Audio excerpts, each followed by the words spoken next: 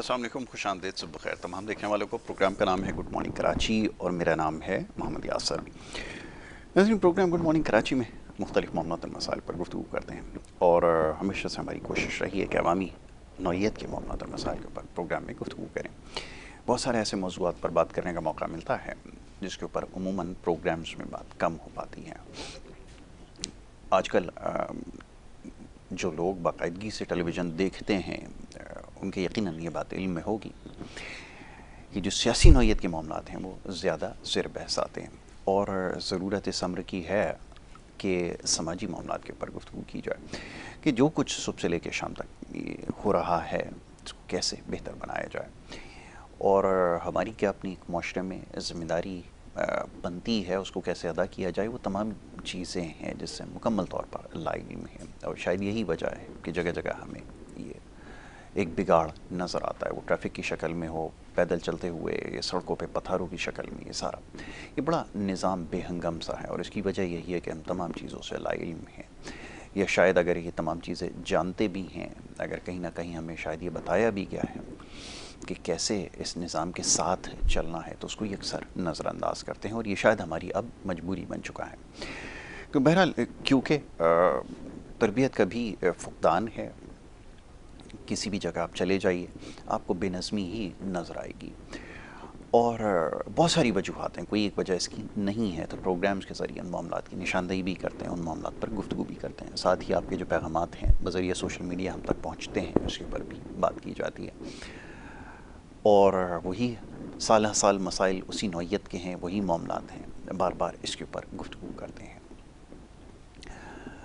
तो ये सिलसिला चलता रहेगा, बहुत सारे मामलात की निशानदेही की गई है देखने वालों की जानिब से। तो कोशिश करूँगा आज उन मामलात पे गुफ्तगू करूँ, ख़ास तौर पे प्रॉपर्टी के हवाले से जो सवालात आते हैं, बहुत ज़्यादा लोगों की दिलचस्पी इसमें हमें नज़र आती है। मुल्क पाकिस्तान में ऐसा महसूस होता है कि हर शख्स यही जानना चाहता है कि इस मार्केट में क्या हो रहा है और ज़रूरी भी है इसके बारे में सही इन्फॉर्मेशन आप तक पहुँचाई जाए।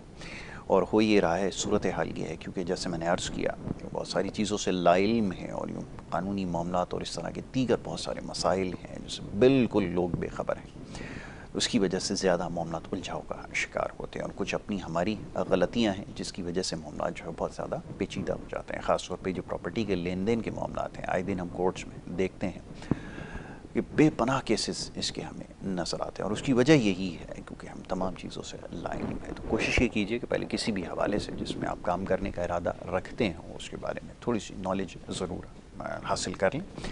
अभी बहुत आसान हो चला है, सोशल मीडिया और ख़ास तौर पर इंटरनेट का दौर है, हर किसी की रसाई इस तक है, बजाय इसके कि इधर उधर की चीज़ें देखना, उल्टा सीधा कंटेंट। कल बड़ी तफसील से उसके ऊपर गुफ्तगू की है, बहुत सारे लोग इसके ऊपर नाला हुए हैं, खफा हुए हैं कि आप हमारे पीछे जो है वो पड़ चुके हैं और ख़ास तौर पे मैं हमेशा इस चीज़ की निशानदेही करता रहा हूँ, दोबारा दोहरा देता हूँ। ये खाने पीने के जो स्टॉल्स जगह जगह आपको नज़र आ रहे हैं और इंतहाई नाक़िस ख़ुराक और ग़िज़ा जो है वो दस्तयाब है जगह जगह, सड़कों पे, पत्थरों पे। और ये व्लॉगर्स और यूट्यूबर्स जो हैं ये जगह जगह जाके इनको प्रमोट कर रहे हैं, इससे बहुत ज़्यादा सेहत को नुकसानात हो रहे हैं। तो हमारा काम ये है, यकीनन आपको नागवार गुजरेगी, ख़ास तौर पे यूट्यूबर्स हैं, व्लॉगर्स हैं उनको, लेकिन हकीकत यही है कि जिन चीज़ों की आप तशहीर कर रहे हैं उससे बहुत ज़्यादा सोसाइटी को नुकसान हो रहा है और ये हमारा काम है, जिम्मेदारी है कि लोगों को आगाह करें। ये महज लाइक्स और व्यूज़ बढ़ाने के लिए कोशिश ना करें, वाक़तन अच्छा काम करें, लोगों को बाखबर रखें। जो चीज़ वाक़तन ऐसी है, मैं ये बात बिल्कुल भी नहीं कहता कि 100% ही मामला ख़राब है, खाने पीने की जो चीज़ें बाज़ार में दस्तयाब हैं, लेकिन इसमें बड़ी तादाद ऐसी है जहाँ पर बहुत सारी चीज़ों को नज़रअंदाज किया जाता है और जो कुछ हो रहा है बड़ी तफसील से उस पर गुफ्तगू की है। मुख्तसर करूँगा बात क्योंकि इस हवाले से बहुत सारे पैगामात मौसूल हुए थे। तो जनाब आगे मौका मिलेगा तो इन मामलात पे ज़रूर गुफ्तगू करेंगे।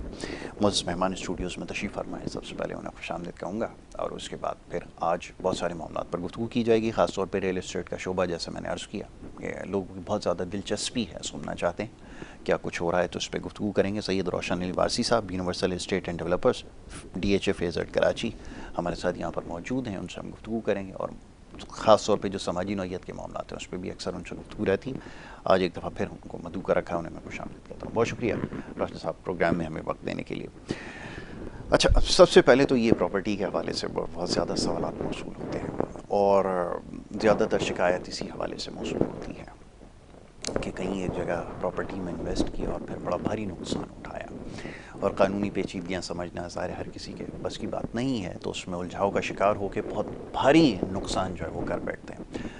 और फिर दूसरा ये कि तशहीर जिस तरह की जाती है, जिस तरह की कैंपेन्स की जाती हैं, अब शहर के बाहर सोसाइटी थी, कल तक सब कहते थे कि जी वहाँ पे इन्वेस्ट करें इन्वेस्ट करें, आज सारे ही शिकायतें लेके बैठे हैं सुबह से लेके शाम तक कि ये क्या हो गया, ये क्या हो गया, इतना बड़ा नाम, इतना बड़ा नाम, चली गई सारी ज़िंदगी की जमा पूंजी। क्या किया जाए ऐसी सूरत में? आप, मैं चाहूँगा ज़रा इसके ऊपर गुफ्तगू करें कि कैसे बाखबर आ जाए और कैसे इसमें लेन देन की जाए, ज़रा फरमाइए। कहते सबसे पहले तो बहुत शुक्रिया कि आपने इनवाइट किया। और दूसरा ये कि देखें, आप जब भी बात करते हैं ना तो लोगों को यही पैगाम देते हैं कि तरबियत का बड़ा फुकदान है हमारे यहाँ।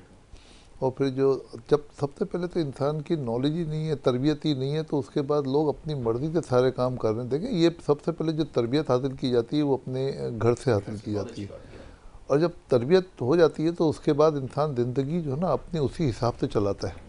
अब ये मजबूरी ये हो गई कि जब अब तब हमारी जो तरबियत की जगह जो है ना हमने मोबाइल हाथ में पकड़ा दिया। बच्चे पैदा होते हैं 6 महीने की उम्र में उनको मोबाइल चाहिए। अब मुझे बताएं, तरबियत तो ख़त्म हो गई, अब उनका फ्यूचर क्या होगा? तो ये बेसिक चीज़ें जो है ना, अगर हम लोग इसको अभी से ख्याल नहीं करेंगे हमारे घर वाले, तो आगे चल के इसकी बहुत तबाही होगी। तो हमने अपनी जनरेशन को बचाना है, जनरेशन फिर मुल्क को बचाती है। तो हमें इन सब चीज़ों को अगर ग्रेजुअली अभी से अगर हम लोग उस पर अमल नहीं करेंगे, हमें अगर तरक्की मिल गई है या दुनिया में जो तरक्याती चीज़ें हमारे पास जो आ गई हैं, जैसे कि ये मोबाइल हैं या नेट की सर्विसेज है, इसका गलत इस्तेमाल कर करके हमने अपनी तरबियत से हट के हम किसी और तरफ निकल गए। हमें सबसे पहले चाहिए कि हम अपनी जो पुराने जो दौर में जो लोग अपने बच्चों की तरबियत करते थे, यकीन माने उन जब वो बात करते थे तो उनके मुंह से फूल झड़ते थे। अब ऐसा नहीं होता। अब उनको सिर्फ हर इंसान अपन सेल्फिश हो गया, उनको अपने से मतलब है कि बस कम टाइम में कैसे पैसे कमाना है। अब पैसा उसका दीन ईमान बन गया। अच्छा, हाँ, इसमें मैं समझता हूँ कि अगर हमारी गवर्नमेंट चाहे ना तो उसके ऊपर अभी भी मतलब थोड़ी सी सख्ती करे या उनको तरीका बताए कि इस तरीके से अपने लाइफ स्टाइल को चेंज करें, लाइफ स्टाइल को किस तरीके से बेहतर कर सकते हैं। मतलब हर चीज़ का कानून होना चाहिए। अब जैसे हमारे यहाँ रियल इस्टेट है, रियल इस्टेट में एक कानून रीरा का होता है, रीरा का कानून ही नहीं है। अब इस वक्त आप मुझे बताएं कि रीरा का कानून तो एक बेसिक चीज़ है कि हर चीज़ का कानून होता है ना जिसके तहत आप काम करते हैं। अब यह हमारे यहाँ इतनी बड़ी इन्वेस्टमेंट होती है रियल इस्टेट में, एक इंडस्ट्री है, second largest industry in Pakistan, जिसके ज़रिए पाकिस्तान के अंदर पैसा भी आता है, बहुत बड़ा रेवेन्यू बाहर से आता है, ओवरसीज पाकिस्तानी पैसा भेजता है, मगर सेफ्टी नहीं है। और सेफ्टी एक ही सूरत में है कि अगर आप रीरा का कानून नाफिज कर दें।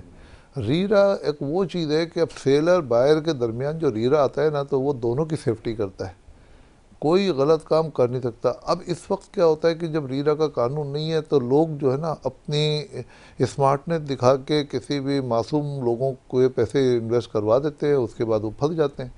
और फिर अगर वो ज़्यादा कुछ अगर शोर शराबा करते हैं, अगर उन्होंने लीगल तरीके से काम किया हुआ है तो कोर्ट में भी जा सकते हैं कि चलो एक इंसाफ का दरवाज़ा एक है, वहाँ खटखटा सकते हैं।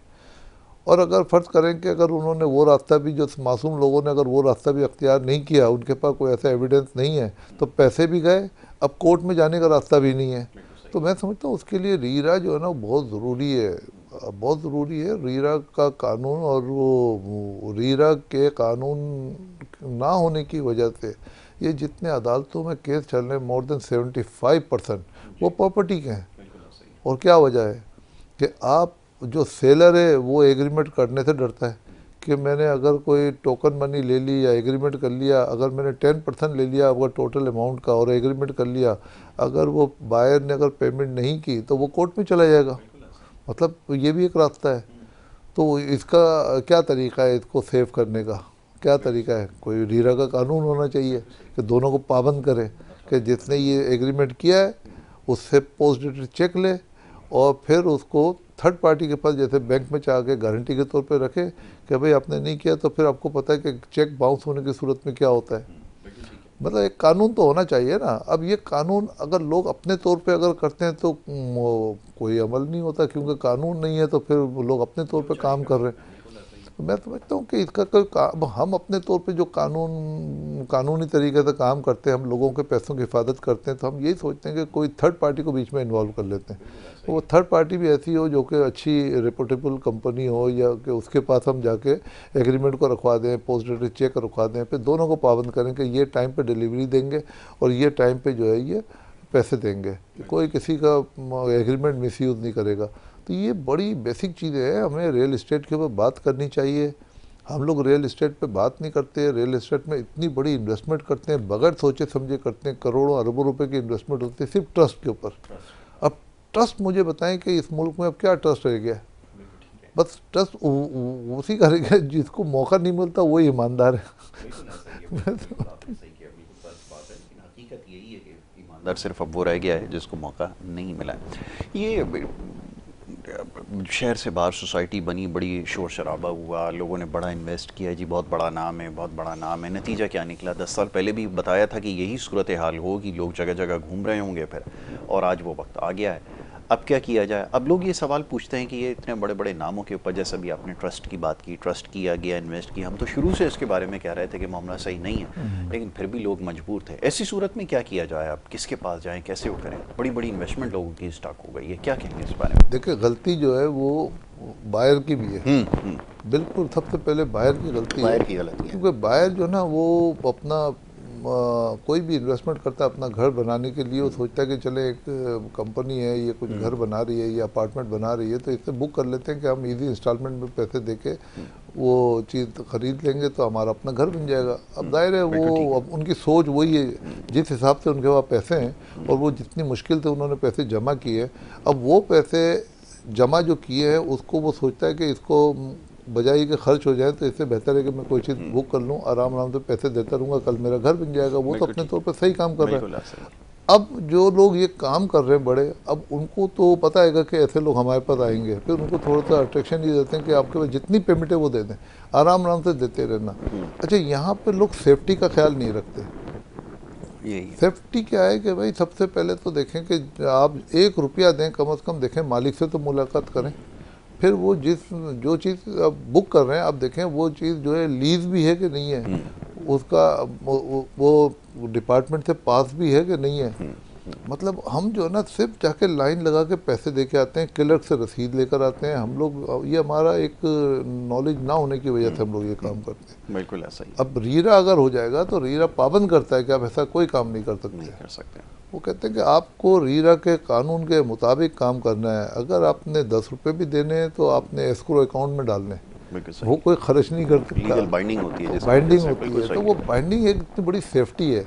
अब मैं समझता हूँ कि अगर नहीं है तो लोगों को अपने इलाके के अंदर या हमारी एसोसिएशन है उनको चाहिए कि वो कोई ऐसी कमेटी बनाए इलाके में, जैसे कोई भी एक इलाका है उसमें ऐसा बना के कोई अपने तौर पे कोई ऐसा ये जिम्मेदारी अपने हाथ में ले लें कि भाई जो भी अगर कोई सेल परचेज करता है तो कोई भी बगैर उनकी मर्ज़ी के नहीं करेगा, और जो भी कोई डील करेगा तो उनको बीच में डालेगा। विटनेस होंगे, गारंटर होंगे, वो अपने पास रखेंगे, मतलब वही फिर इसका फैसला करेंगे। जो गलत करेगा उसकी सज़ा का भी फैसला वो खुद करेंगे।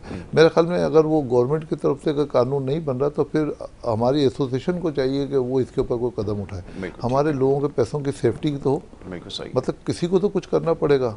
हम तो अल्हम्दुलिल्लाह जो ये काम कर रहे हैं, हम बंगले भी बुक करते हैं डिफेंस के अंदर, अल्हम्दुलिल्लाह डिफेंस में हम लोग बंगले बुक भी करते हैं, मगर हमारा एक टाइम होता है, ड्यूरेशन होता है, उस ड्यूरेशन में हम उनको डिलीवरी भी देते हैं। और वो प्रॉपर्टी हमारे अपने नाम पर होती है, हमारी कंपनी के नाम पे होती है, हमारे स्टाफ के नाम पर होती है। तो हमारे यहाँ कोई मतलब चीटिंग का तो सवाल ही नहीं पैदा होता। हम पैसे अगर लेते भी हैं तो वो पैसे उठा के हम बैंक में रख देते हैं, एक अकाउंट खोला हुआ उसके अंदर पैसे डाल देते हैं कि इसको खर्च नहीं करना, बस उसमें तो वही पैसे लेने जो कंस्ट्रक्शन में खर्च होंगे। मतलब ये एक इसको हम इबादत समझ के करते हैं। आप कोई भी काम इबादत कर समझ के करेंगे ना, और उसकी नीयत ये है कि जिस आदमी ने ये पैसे दिए उसको कल ये डिलीवरी देनी है, तो यकीन माने आपके काम में भी बरकत होगी, अल्लाह की मदद भी आपके पास आएगी।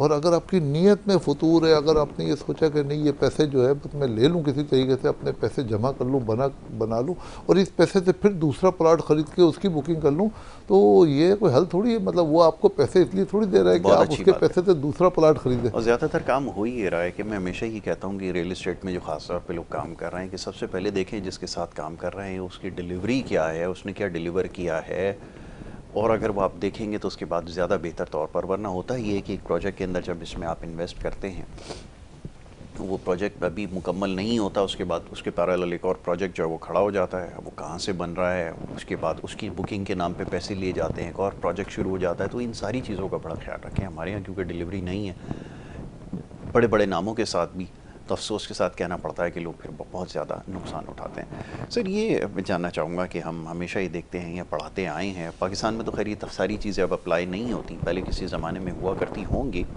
कि जब मार्केट जो रुक जाती है या ठहराव जब आ जाता है तो उसमें ख़रीदारी के लिए बहुत सारे मौक़े आपके पास आ जाते हैं, और वो ख़रीदारी के मौक़े इस वक्त आपको नज़र आ रहे हैं। बहुत सारी वजूहत हैं जिसकी वजह से मार्केट जो है वो स्टैगनेंट हुई हुई है, तो ख़रीदने के लिए बहुत सारी आपके पास अपॉर्चुनिटी बन चुकी है। क्या वाक़तन ऐसा है कि बहुत सारी प्राइसेस जो हैं जिनकी बहुत ज़्यादा बढ़ चुकी हैं, माजी में बढ़ चुकी थी, तो रैशनलाइज हुई हैं, अब अपनी जगह पर कीमतें आना शुरू हुई हैं, इसके बारे में क्या कहेंगे? ख़रीदारी का वक्त है वाकई, आप समझते हैं?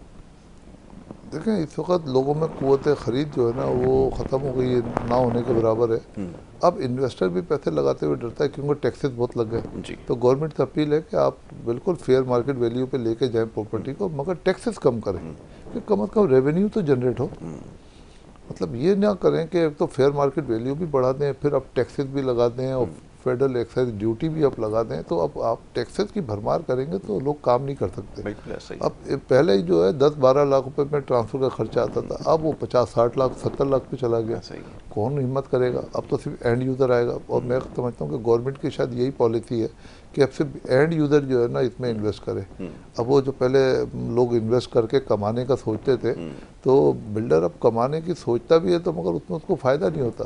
वो सोचता है कि जब हम ये काम करेंगे तो हमें फ़ायदा क्या है, क्योंकि जो पैसे वो कमाने का सोचता है वो पैसे तो उसके टैक्सेस में चले जाते हैं। तो इस तरीके से तो फिर ये इंडस्ट्री भी बंद हो जाएगी। फिर ये पैसा जो यहाँ पे लगता है, जो पाकिस्तान में लगता था, जिससे हमारे जो हाउसिंग इंडस्ट्री में हमारे पैसे लगते थे, अब वो पैसा निकल के भी बाहर चला जाएगा। बिल्कुल ऐसा ही। तो बाहर जाएगा, ये तो हमारे मुल्क का फेलियर होगा ना। तो बेहतर ये कि हमारे जो हुक्मरानों को चाहिए कि हमारे मुल्क में ऐसी फैसिलिटीज़ पैदा करें कि लोग यहाँ पैसा इन्वेस्ट करें, और सिर्फ पाकिस्तानी पाकिस्तान में इन्वेस्ट करें, कि पाकिस्तान तरक्की करेगा, पाकिस्तान में पैसा आएगा, पाकिस्तान में इंडस्ट्री परवान चढ़ेगी। बिल्कुल आप उसको फेयर मार्केट वैल्यू पे लेकर आए कि सट्टा न चले इसके अंदर, इस इंडस्ट्री में, बिल्कुल आप सही कर रहे हैं, मगर आप उसको कारोबार चलाने के कुछ और तरीके हैं। लोगों से मशवरा कर रहे हैं, हम लोगों को बिठाएं अपनी मीटिंग में कि हम उनको मशवरे देंगे। देखें, पैसा भी तो चाहिए ना, रेवेन्यू भी तो चाहिए गवर्नमेंट को। आप गवर्नमेंट को रेवेन्यू कैसे मिलेगा कि आप थोड़ा सा सांस लेने की जगह देंगे तो लोग जिंदा रहेंगे तो काम करेंगे ना। आप इंडस्ट्री बंद कर देंगे, इतनी बड़ी इंडस्ट्री, रियल इस्टेट इंडस्ट्री है, फिर उसके बाद कंस्ट्रक्शन इंडस्ट्री है, और मैं समझता हूँ कि एग्रीकल्चर के बाद जो सबसे बड़ी इंडस्ट्री है वो रियल इस्टेट इंडस्ट्री है। आप सही करें, मगर आप टैक्सेस कम करें। तो ये इंडस्ट्री को ये तरीका नहीं है कि आप टैक्सेस भी लगा दें और फेयर मार्केट वैल्यू पे लेके चले जाएं, ऑफिशियल वैल्यू भी बढ़ा दें। लोगों के पास ऑफिशियल अमाउंट है ही नहीं, अब है नहीं, या तो उनको फिर स्कीम लेकर आए कि आप ऐसे कोई एमनेस्टी स्कीम लेकर आए कि पहले लोग पैसा वाइट करें, फिर उसके बाद अब वाइट मनी से अपनी प्रॉपर्टी खरीदें। लोगों के पास पैसे हैं नहीं, फेयर मार्केट वैल्यू बढ़ा दी, एमनेस्टी आ नहीं रही। तो ये सब चीज़ें पहले मेरे ख्याल में गवर्नमेंट को कुछ चीज़ें सिस्टमेटिकली सही करने की ज़रूरत है। आपने बिल्कुल सही कहा कि इन्वेस्टमेंट जो है वो रुक गई है, ख़ासतौर पर ओवरसीज़ इन्वेस्टमेंट जो है, एक ही उनके पास रेवेन्यू होता था जहाँ पर वो इन्वेस्ट करते थे, और वो ये रियल इस्टेट हुआ करता था। लेकिन फिर जो कुछ हुआ गुज़िश्ता सालों के अंदर, जो कुछ करते रहे, उसकी वजह से ये जो है वो मार्केट स्टैग्नेंट हो गई। फिर ये जो प्राइसेस का बढ़ना है अब मुश्किल टाइम है, प्राइस अप्रिसिएशन क्या चीज़ होती है, ये बड़ी तेज़ी से कीमतों में इजाफा होता चला गया, क़ुव्वत ख़रीद लोगों की कम होती चली गई। इसके साथ अलाइड इंडस्ट्री है, बहुत सारी छोटी छोटी इंडस्ट्रीज़ हैं, सीमेंट, बजरी, ये सारी इंडस्ट्रीज़ इसके साथ होती हैं पैरेलल। कीमतें बढ़ती चली गई, कंस्ट्रक्शन कॉस्ट बढ़ती चली गई, और नतीजा ये निकला कि मार्केट आहिस्ता आहिस्ता डाउन होती चली गई। और दूसरी तरफ डिमांड को भी देखना होता है कि आया डिमांड मौजूद है। जिस तेज़ी से आबादी बढ़ती चली जा रही है, अभी बहुत सारी जगहों पर इत्तेफाक हुआ मामलात को देखने का, तो जिस तेज़ी से आबादी में इजाफा होता चला जा रहा है, हाउसिंग की नीड बढ़ती चली जा रही है, लेकिन अगर उसके साथ साथ अगर सप्लाई साइड के ऊपर काम नहीं हुआ, यानी कि ये जो बनने का अमल है, घर बनने का, अगर इसको स्लो डाउन हो गया, रुक गया, तो फिर तो यही होगा जो कुछ हमें इस वक्त नज़र आ रहा है। तो ये हुकूमत की प्लानिंग में ये चीज़ शामिल होनी चाहिए। मैं टैक्सेस के ऊपर टैक्सेस, मज़ीद टैक्सेस लगाते चले जाएं तो मार्केट आज स्टेगनेंट हो गई, और हर जगह से यही लोग दहाइयाँ दे रहे हैं कि अब ख़रीदारी जो है वो नहीं है। और जो चाहते भी हैं वाक़तन इसमें, जिन्होंने प्लानिंग कर रखी थी कि एक अरसे के बाद इसमें इन्वेस्ट करेंगे। अच्छा, कॉलर भी हैं, कॉलर को भी शामिल कर लेते हैं। जी अस्सलाम वालेकुम। वालेकुम अस्सलाम जनाब, ठीक है? जी बिल्कुल, कौन और कहाँ से बात कर रहे हैं, ज़रा फरमाइए। जनाब मोहम्मद अब्बास बात कर रहा हूँ, पासपतन शरीफ से, पंजाब। जी जी, फरमाइए, क्या पूछना चाहेंगे। आपका शो अभी मैं देख रहा था, हम्म। लेकिन इसमें एक चीज समझ में नहीं आ रही।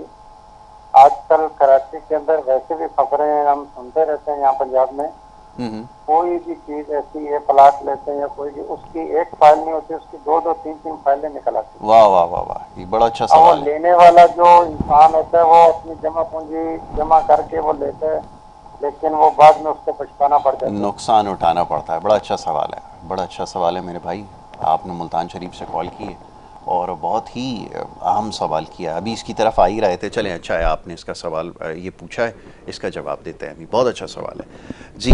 रोशन साहब, अब फरमाइए कि ये कराची से बाहर लोग बैठे हैं, इन्वेस्ट करना चाहते हैं, वो भी देख रहे हैं क्या कुछ हो रहा है। उन्होंने बिल्कुल ठीक कहा कि एक चीज़ ख़रीदने के लिए जाते हैं, चार चार उसके जो है वो मालिक जो है वो मालिकान उसके सामने आ जाते हैं। अब ऐसी सूरत में क्या किया जाए, ज़रा फरमाइए कि उसने तो बड़ा मार्केट को ख़राब किया। जी देखिए, मैंने कहा ना कि प्रॉपर्टी में सेफ्टी नंबर 1 पे होनी चाहिए, सेफ्टी। अब सेफ्टी का लोगों को पता नहीं है, लोग इन्वेस्टमेंट पे जोर देते हैं, सेफ्टी पे जोर नहीं देते। बिल्कुल ठीक है। ये जो भाई साहब ने जो बात की है ये सेफ्टी के हवाले से। देखें, चार चार क्या 10-10 फाइलें भी होती हैं। अब ये फाइलें बन जाती है, मगर ये गलती फिर मैं कहता हूँ कि वो बायर की है, कि बायर वही चीज़ एक है, मगर आप जाएँ डिपार्टमेंट में जाएँ, वहाँ से सर्च निकलवाएं। ठीक है, सर्च निकलवाएं, आपके पास सर्च सर्टिफिकेट होगा कि भाई ये प्रॉपर्टी किसकी है और किसके नाम पर है, और इस पर कोई लोन तो नहीं है। आपको पता चल जाएगा, डिपार्टमेंट बताएगा कि ये प्रॉपर्टी जो है इस आदमी के नाम पर है। उस आदमी से ज़ाती तौर पे आप मिलें, और मिलने के बाद आप उससे पूछें कि ये आपने पहले किसी और से सौदा तो नहीं किया हुआ। पता चला उसने किसी और से सौदा कर लिया, वो भी मालिक बन गया, उसने भी अपनी फाइल बना के बेचना शुरू कर दी। तो ये मैं समझता हूँ कि इसमें बहुत मोहतात होने की ज़रूरत है। फाइलें अगर हैं भी तो उसका तो यही तरीका है कि उसको जब तक आपकी तसल्ली नहीं हो, आप 100% श्योर नहीं हो, उसको कोई पैसे ना दे।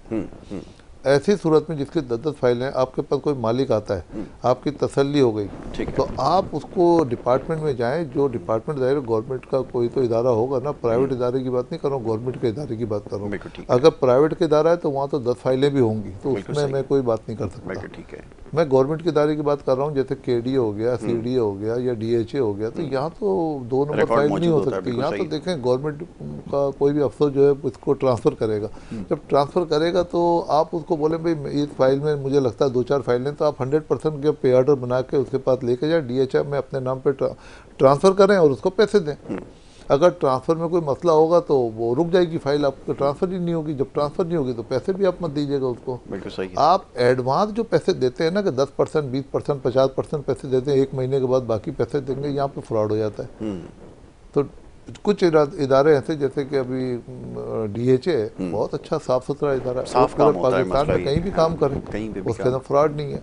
आप जाएंगे, DHA में अफसर बैठा होगा, वहाँ मेंबर होना ज़रूरी है। फिर उसके बाद आप जाएंगे, अगर फाइल क्लियर होगी तो आपके नाम पर ट्रांसफ़र होगी।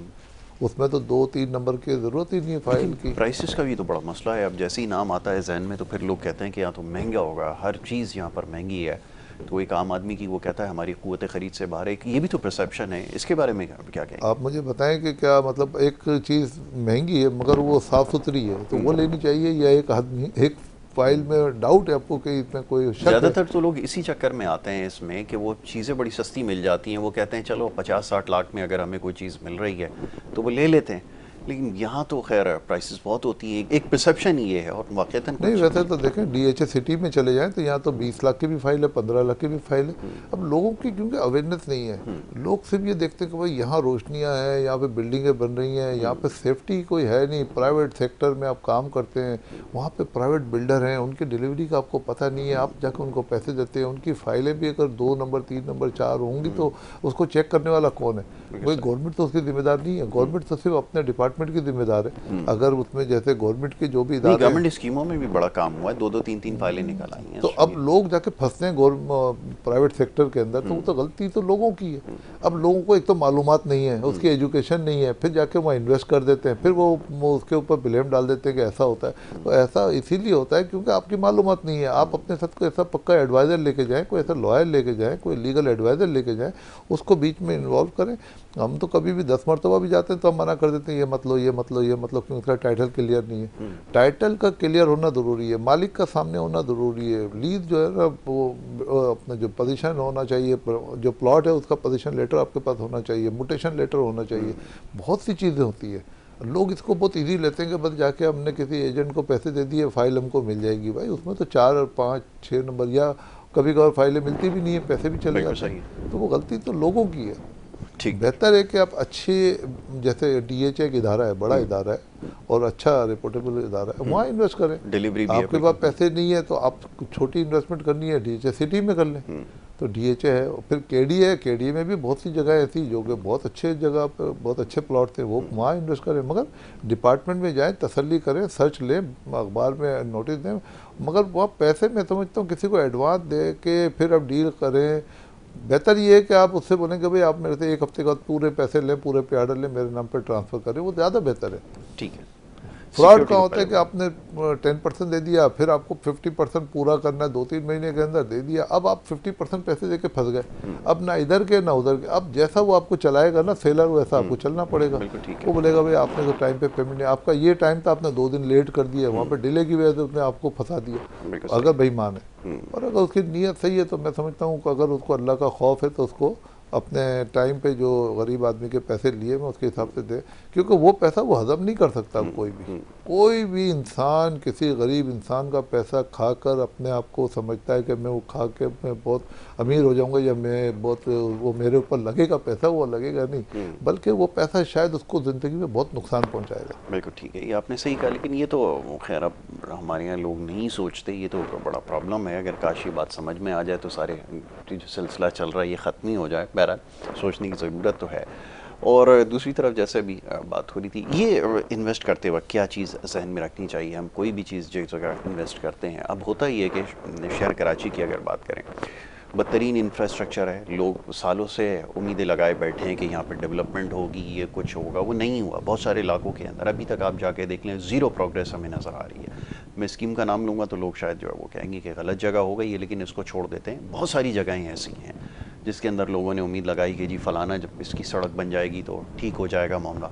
वो 20-20 साल 25-25 साल से शहर के अंदर की सड़कें नहीं बन रही तो बाहर की मज़ाफ़ाती इलाकों में क्या बनेंगी? तो ये भी एक बड़ा मसला है। इन्वेस्ट करते वक्त क्या चीज़ जहन में रखनी चाहिए, ये ज़रा फरमाइए।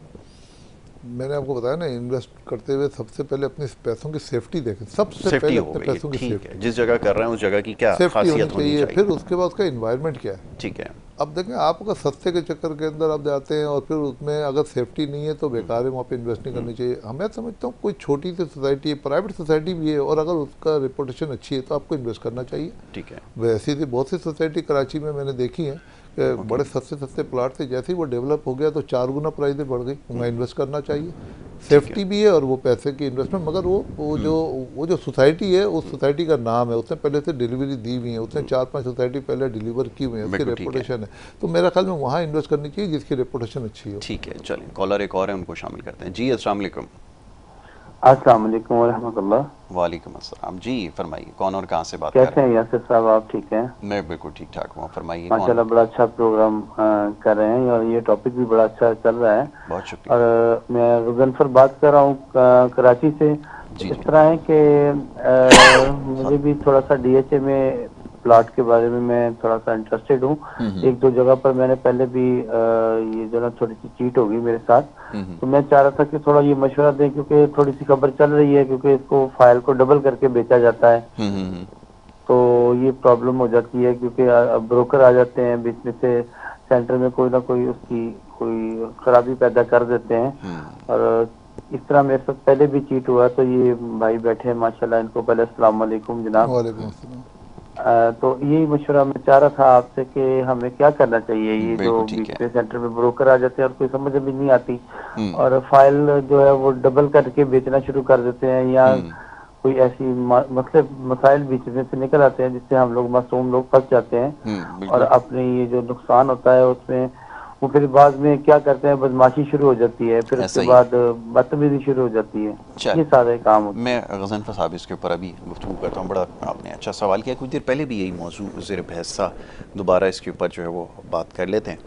वही सवाल बार बार आ रहा है कि डबलिंग का चक्कर है। नहीं, और मगर इन्होंने एक बात की DHA की, तो DHA की जो बात की मैं समझता हूँ कि वो बात गलत है। अच्छा। DHA में क्योंकि देखें, अगर तो कोई रियल एस्टेट एजेंट भी अगर कोई फ्रॉड करता है ना, जी जी तो जी। DHA उसको काम करने की इजाज़त ही नहीं देता। हाँ, DHA की एडमिनिस्ट्रेशन बहुत सख्त है, तो DHA में डबलिंग का कोई सवाल ही नहीं पैदा होता। और DHA में प्लॉट खरीदने से पहले आपको मेंबर बनना बहुत ज़रूरी होता है, क्योंकि DHA में प्लॉट सेल परचेज नहीं होती, वो बाहर होती है।